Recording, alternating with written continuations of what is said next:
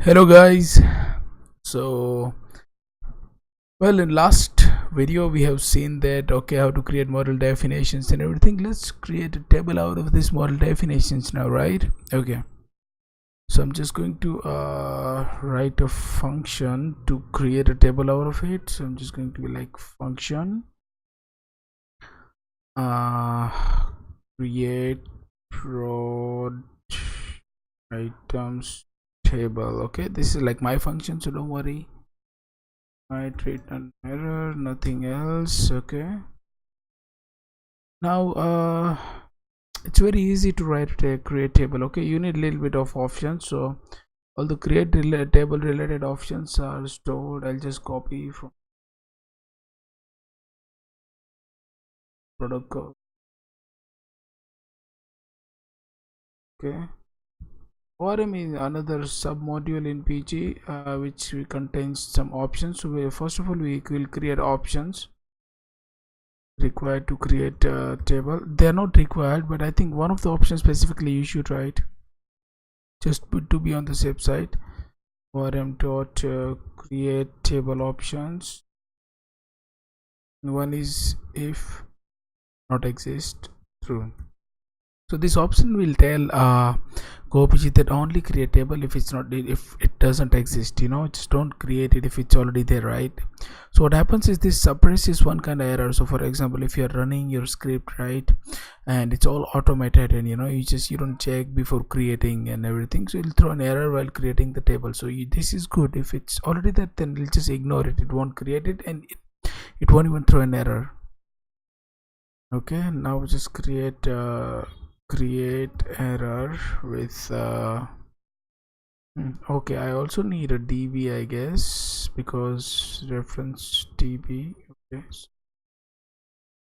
db of type pg.db,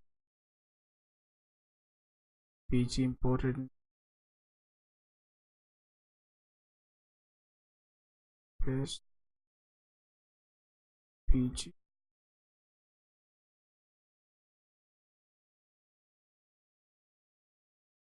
How do we create? So we will have a database reference. Will just be like db dot create table. It's that easy. Give the model definition, which is reference to empty product item object and options that we had. Okay, got created. Okay, now let's check if create error is to nil, then just log it out. Printf error while creating table product items. Reason is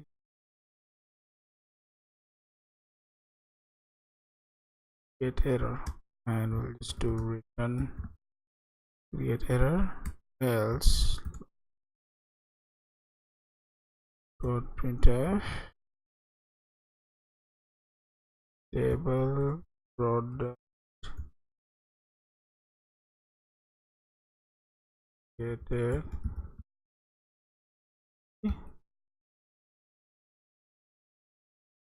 Well, our function is ready.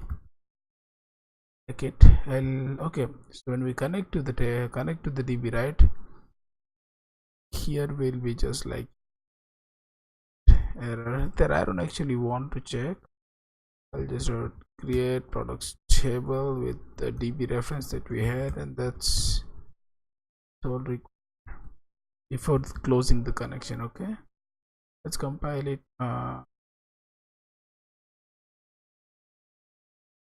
for that, because I already created that, so I just need to delete it, I guess.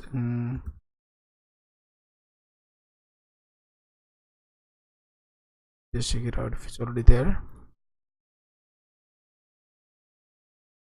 Delete it first.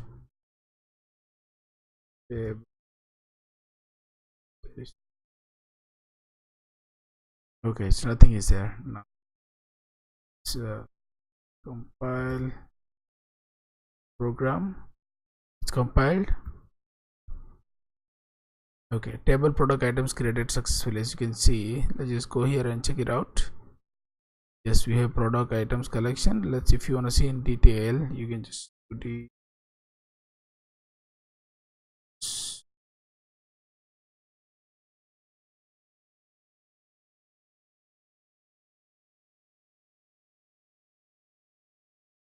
there you go.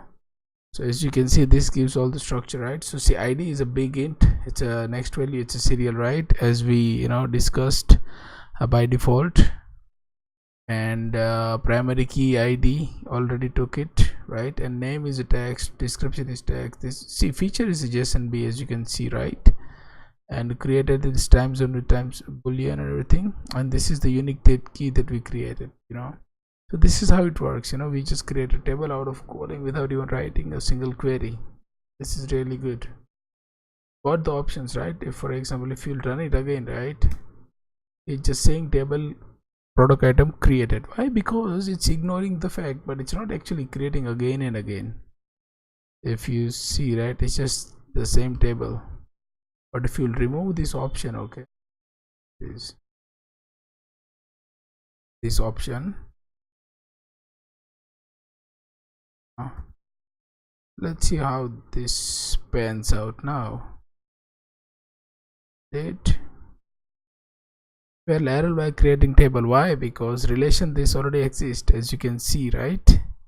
Now you don't want to check this again and again, you just want to ignore it. So you just put this.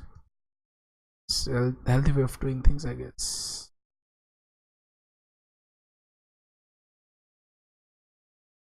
Okay, as you can see, it's working. So guys, this is how you create the table. Okay, next tutorial we are going to talk about how to insert some data in the table. Boom. Thank you guys.